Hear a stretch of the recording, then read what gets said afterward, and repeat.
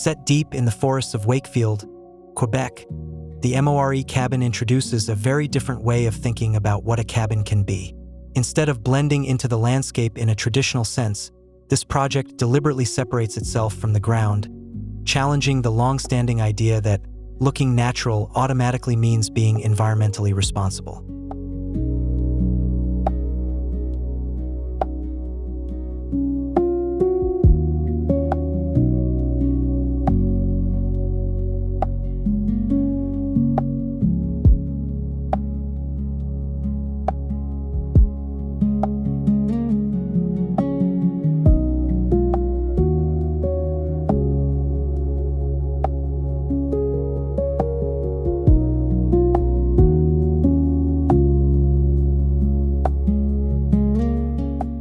At first glance, it feels almost unexpected. A sharply defined volume projecting outward like a lookout, suspended above a steep hillside. But this gesture isn't just aesthetic. It's a direct response to both the terrain and the environmental intent of the project, allowing the structure to hover lightly above the land rather than settle heavily into it.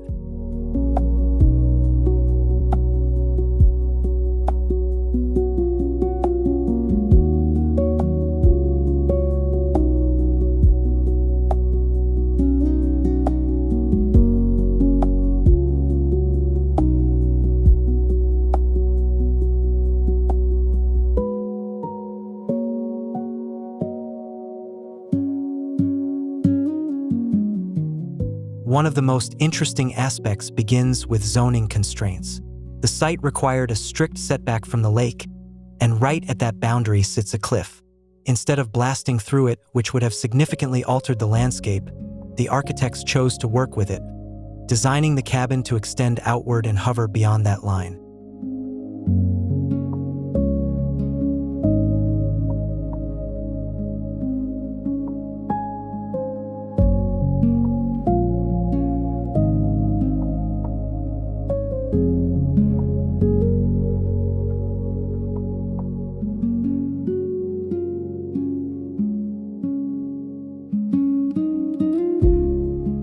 This decision led to one of the cabin's defining features, a single structural steel mast anchored by a minimal concrete footing.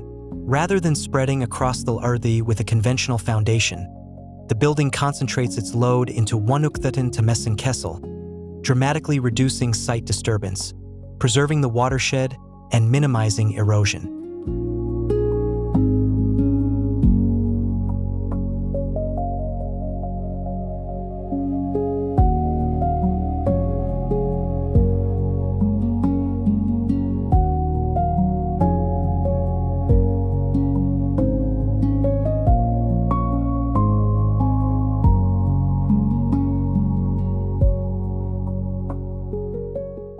Structurally, the cabin becomes even more intriguing. Built primarily from cross-laminated timber, or CLT, the design pushes the material beyond its typical use.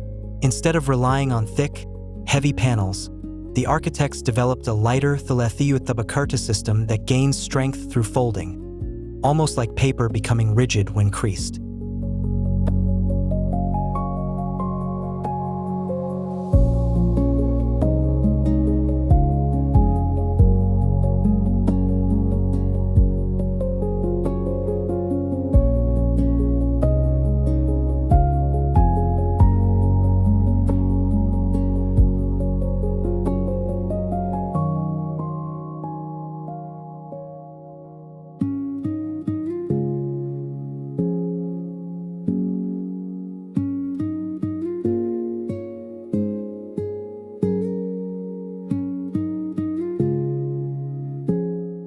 This approach transforms the entire cabin into what is essentially a structural beam. The building stretches outward in a cantilever, balancing weight and tension in a way that feels both engineered and surprisingly elegant. It's a reminder that constraints, whether environmental or structural, can often lead to the most innovative solutions.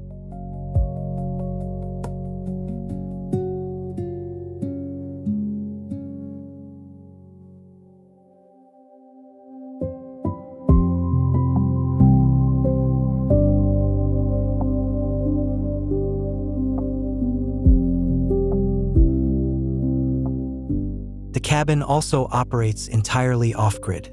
Solar energy powers the home, while passive strategies like cross-ventilation and thermal mass from the CLT help regulate indoor comfort. Heating is handled by a high-efficiency wood stove, creating a system that is both simple and carefully tuned to its environment.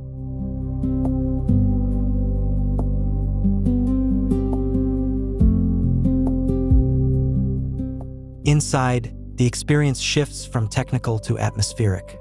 Large glazed openings frame the surrounding forest and lake, turning the interior into a kind of elevated observatory. Circulation moves from more enclosed private spaces into a brighter, open living area, where the architecture gradually reveals its full connection to the landscape.